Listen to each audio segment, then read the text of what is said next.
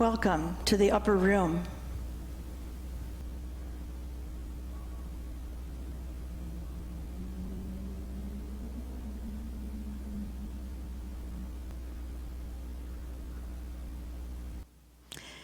We here at Bethany offer a very warm welcome to all of you to the 2021 rendition of the Living Last Supper. We hope that this will be a meaningful time of reflection and prayer for you as we prepare for Good Friday and Easter. Welcome. Leonardo da Vinci was born in Venice, Italy in 1452. He became one of the great versatile geniuses of the Renaissance. He is especially noted for two paintings, the Mona Lisa and the Last Supper. He chose to paint the most dramatic moment of the Last Supper, and that moment was just after our Lord had said, "Tonight, one of you will betray me." Instantly, the 12 apostles became men of 12 different moods. The only composed person was Jesus. In the excitement, someone overturned a container of salt. Peter drew his knife. Some looked at Jesus in amazement. Others gazed at each other in disbelief, each disciple pondering the question, "Is it I? Is it I?" Tonight's presentation is a real-life reenactment of this dramatic moment.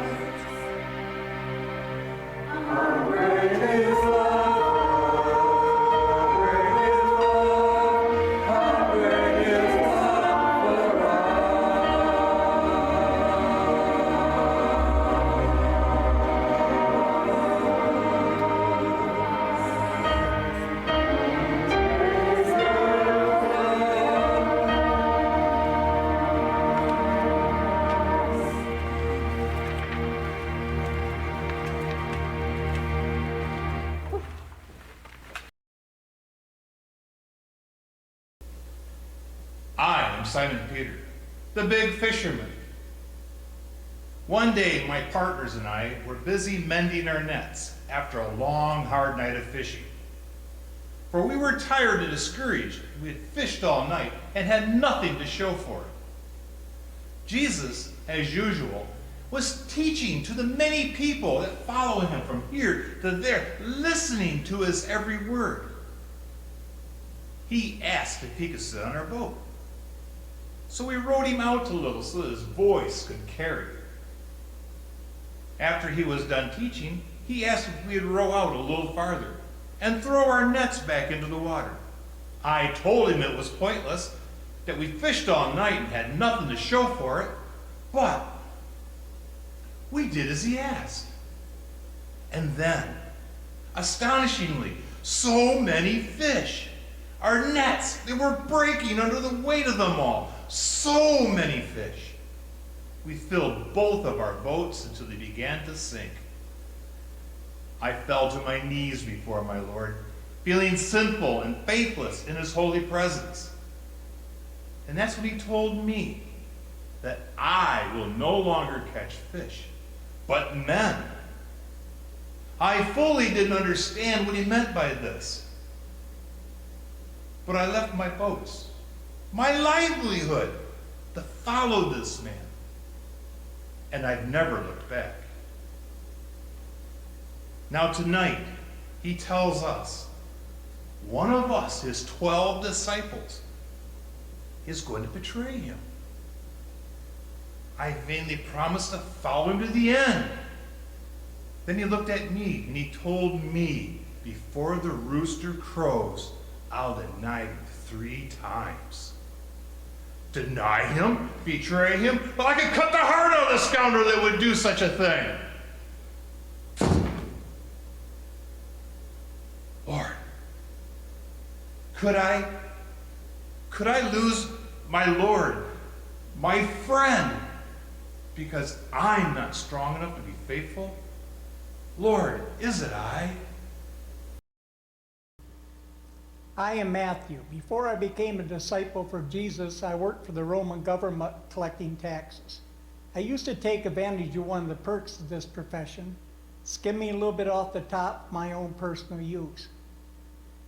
Talking to Jesus, I'm convinced that I took advantage of these people, that I cheated them, that I stole their hard-earned wages and goods, that I hoarded earthly treasures instead of seeking eternal ones. My life has changed because of Jesus. I even threw a huge feast at my house, invited others of that corrupt organization to meet him and perhaps be changed as well. But now, Jesus said there is a traitor among us. I wonder if the others think it's me, a known sinner, a publican. Lord, is it I? Before Jesus called me, I was a member of the Zealots. We believed in God, and that God alone rules over this holy nation of Israel. And we refused to pay homage or any taxes to any Roman governor. It goes against my nature, but Jesus teaches us that God ordains all powers and governments on earth, allowing them to rule over us. And we must give our due and treat them with respect. Since following Christ, I've tried to challenge my zeal and energy into telling others about Jesus and reaching out to people for his kingdom. Is there a spy among us?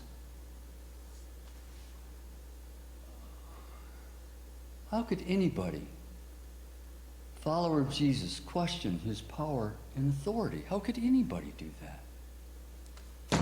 He is God. He's our King. He is greater than any government here on earth. Could I somehow revert to my old ways? Could I, Simon, betray my King? Is it I?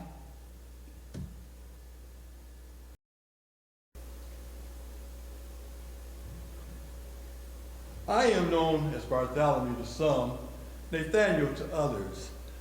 I've been a scholar, a student of the scriptures, and a disciple of John the Baptizer. My friend Philip told me about this Jesus of Nazareth, said he was the one of whom the prophets had written. I was skeptical. Jesus of Nazareth? Could anything come from that filthy, immoral place? But John said that Jesus was the Lamb of God who takes away the sins of the world.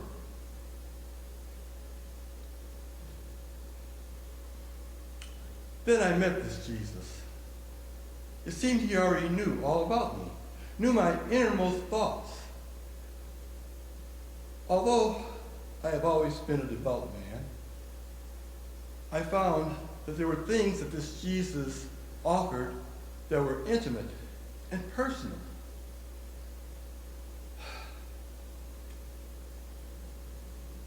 Things that my religion had never offered before.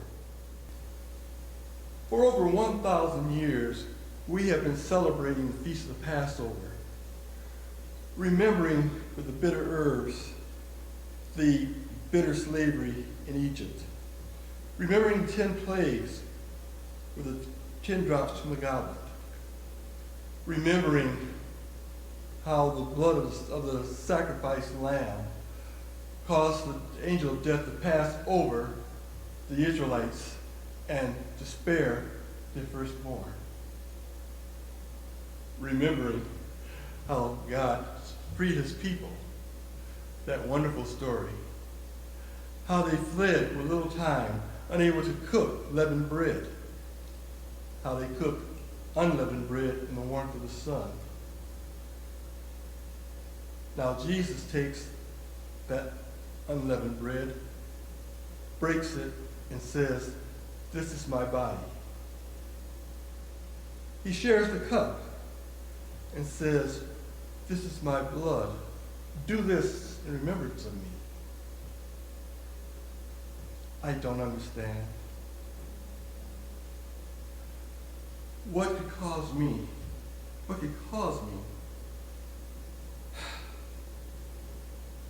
What could cause me to betray my friend?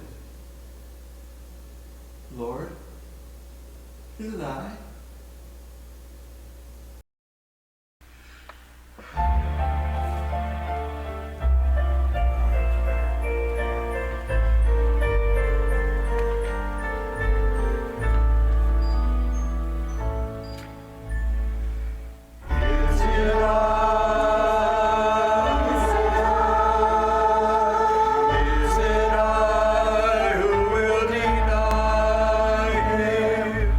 Is it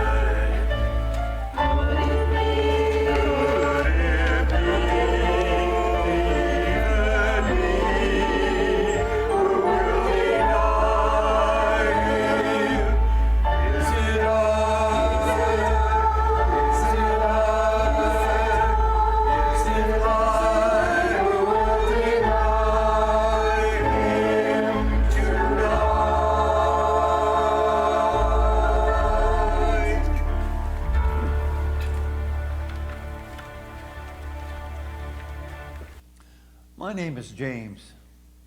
John is my younger brother. We used to work with Peter and Andrew in the fishing industry.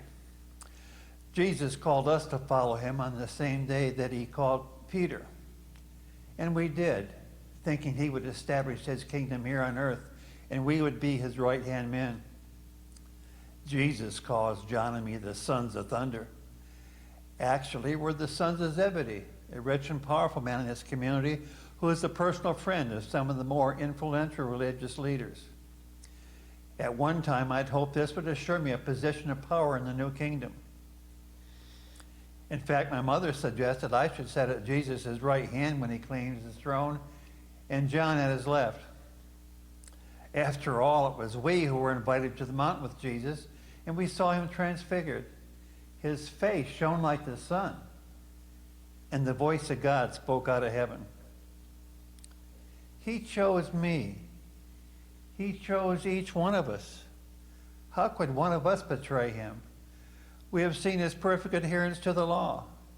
We've heard the voice of God say, "This is my son." We've been present during countless miracles, healings, works no mere man could accomplish. Could it be my brother John? Could it be me? Is it I? I have been known as Andrew, Peter's little brother, since the day I was born. I gave up the fishing industry years ago to follow the teachings of that fiery preacher, John the Baptizer. He was anointed to pave the way for the new Messiah, Jesus, and now I follow him. I have brought many people to see Jesus. I even brought my brother to see Jesus and watched him become a great leader among us. I brought the child with 2 fish and 5 loaves to Jesus. I've even brought Gentiles to Jesus because he is willing to show love to people who want to seek the truth. But Jesus has enemies in high places, some that would love to silence him or even see him die. There's talk that there's betrayal amongst his followers. I pray that I am not one of them. Jesus, is it me? I am James the Lesser, known as such to describe my stature as well as to differentiate myself from the other men named James. Since joining Jesus' group of followers, I have seen the most miraculous things. Jesus has the power to calm the sea, the wind and the rain obey his voice. Jesus has power over demons.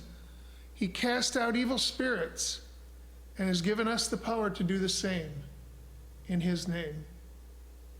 He has the power of healing. He has taken away diseases that people have had, even from birth. Beyond this, he has the power to forgive sin. And now, one of these men who eats with him at this dinner table will betray him. How could anyone doubt that he is the Lord, the Messiah? After walking and talking with him, seeing miracle after miracle, prophecies fulfilled, proof after proof, he has called each of us to follow. Is it I?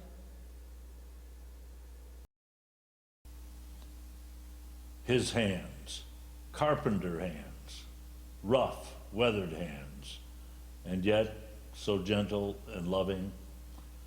His hands reached out and touched a leper, and the disease was erased from his body. His hands reached out and touched Peter's mother-in-law, and the fever disappeared. His hands reached out and lifted Jairus' daughter from her deathbed. His hands opened the ears of the deaf, the eyes of the blind, and mended the bones of the lame. Countless infirmities, illnesses, deformities, gone. His hands reached out, blessing little children when others would have turned them aside. His hands reached down, rescuing Peter from a churning sea that would have swallowed him. His hands blessing and breaking bread, folding in prayer, are such simple gestures and yet so profound. Those hands that have shown mercy and kindness, given love and healing. Those hands that served me, Thaddeus, and his other brothers, and worshiped his Father, they are the hands of God in this very room. All of us have received blessing from his hands. All of us have seen the miracles those hands have performed. Who could betray him into the hands of an enemy? Will I, Thaddeus, betray you? Is it I?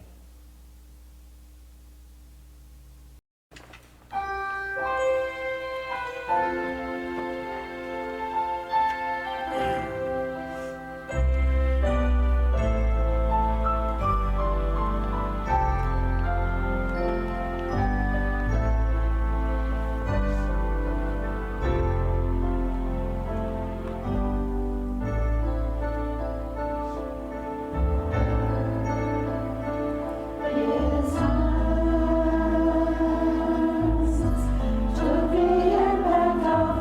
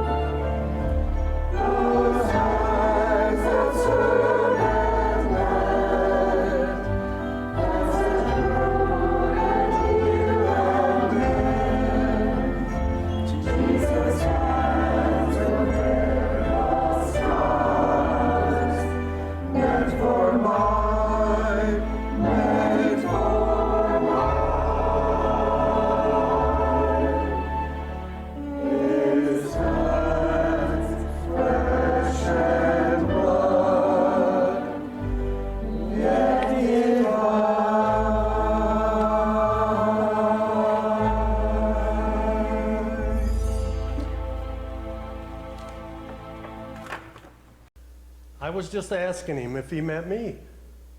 He just sits there and refuses to utter a single word. I am Philip, sometimes known as Philip the Greek. I found Nathanael and brought him to Jesus. I found the Greeks and brought them to Jesus, who came asking for the Messiah. Though I was one of the first disciples chosen, Nathanael and I have always stood somewhat in the background. I wonder if he thinks I will betray him. There was a time when I did not fully understand him and his mission. I remember the day when I heard him speaking of the Father, and I asked him, "How may we see the Father?" And he answered in a disgusting way, "Have we not been so long a time, thou dost not know me, Philip? He that sees me sees the Father. Does he think that I have not seen him?" Jesus came to me one day while I was working and said simply, "Follow me." I spent the entire day with him, and I am convinced that this is truly the promised one. It took time to understand that this man, this fulfilled promise, is actually God here amongst us. Recently, thousands of men, women, and families were sitting on a hillside listening to him teach. Jesus asked me where we could buy bread to feed them all. At once I thought of the actual physical cost of such a venture. Why, our treasury does not have such funds. I gave no thought to the people's discomfort or the possibility of a divine miracle. But Jesus, he took 5 tiny pieces of bread and 2 small fish. He prayed over them and broke them into pieces. We fed thousands, 5,000, and collected 12 baskets of leftovers. God here amongst us. Who would deny the promised one? And to whom would deliver Jesus? To the vain and arrogant priests that failed to believe that he kept his promise? Or the pagan Roman government that fears a rival ruler? Could any one of us forget his power, his passion? Could I? I wonder, could there be a flaw in my character that could cause me to do such a terrible thing? Is it I? Is it I?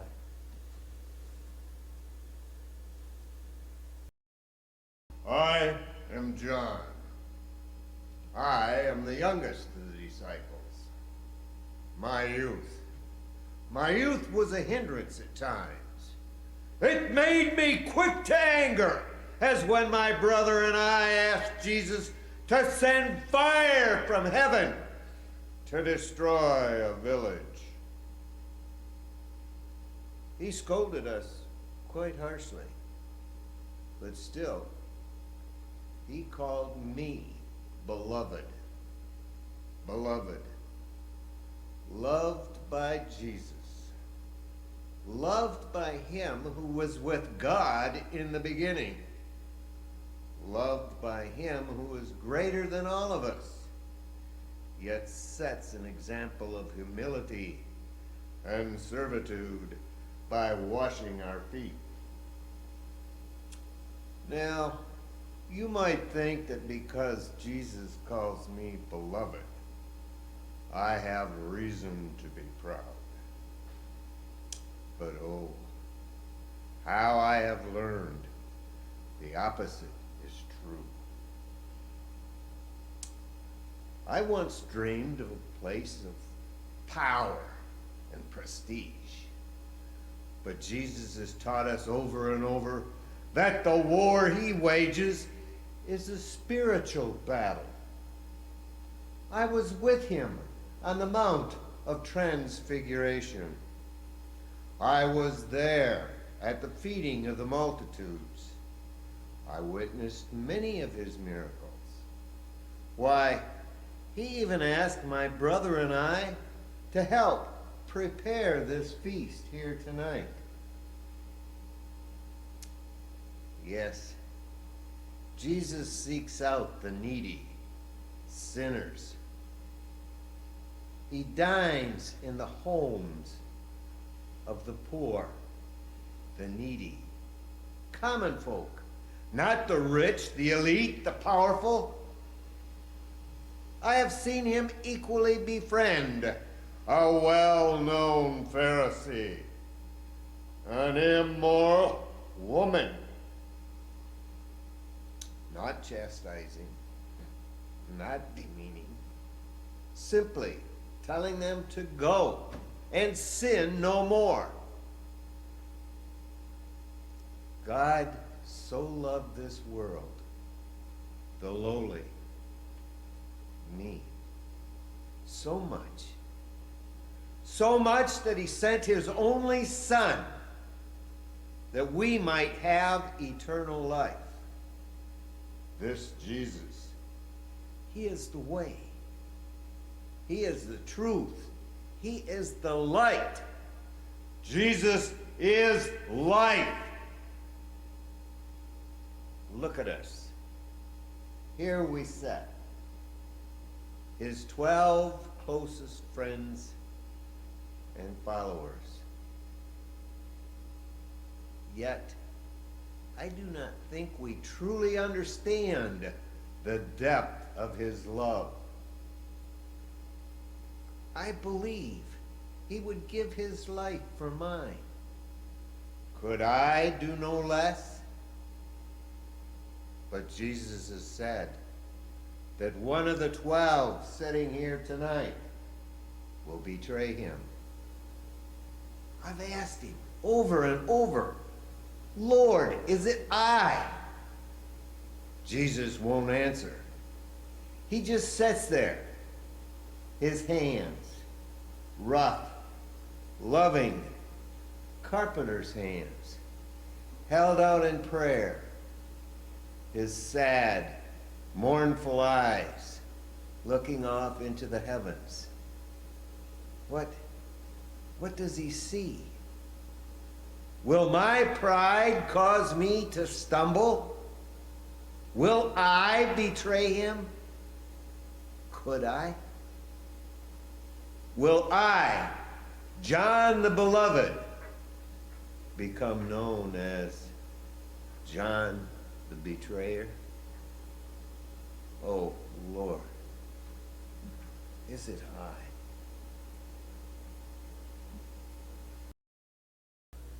I have been listening to Jesus speak tonight around this table and simply do not understand. Words meant to comfort, but words met with confusion and misunderstanding. Talk of betrayal met with incredulity and suspicion. Where is he going? There was so much yet to be done, right here, right now.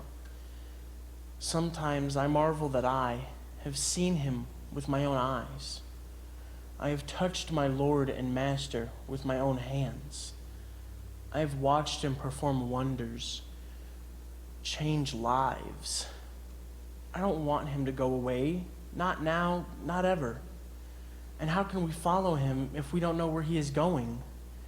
Is there something I have done or will do that will contribute to this betrayal he speaks of? Has he seen my lack of faith, my hidden doubts, my fear? Is it I?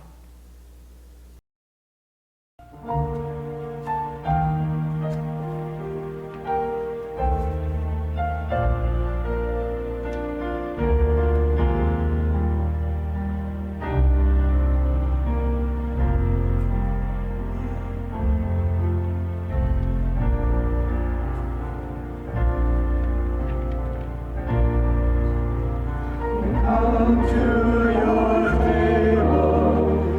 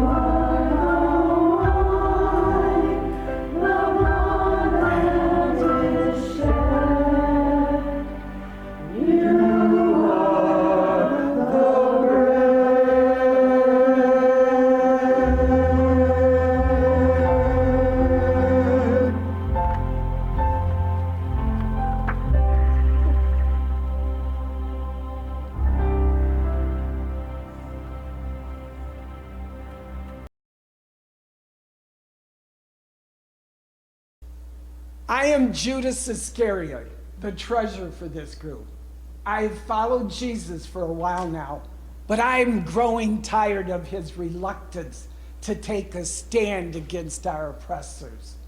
I believe he is who he says he is, but why would God send his only begotten Son, the Messiah, for this?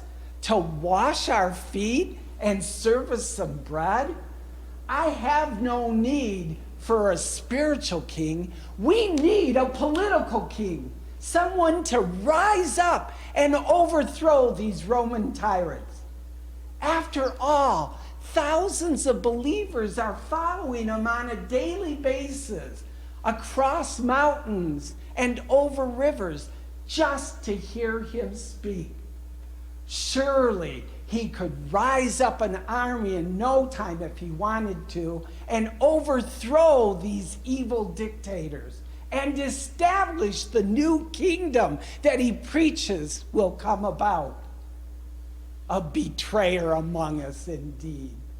All these men at this table sit here pondering, guessing, wondering. Meanwhile, they look inward as to their own motives, as to what they say, what they do, and why they're even here.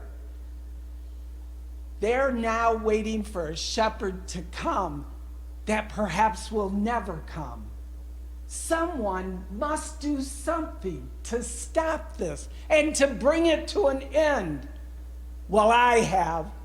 Tonight, the chief priest, along with the elders of the church, will help me to force him to usher in the kingdom that he has promised. Oh, history's going to thank me for what I've done this night.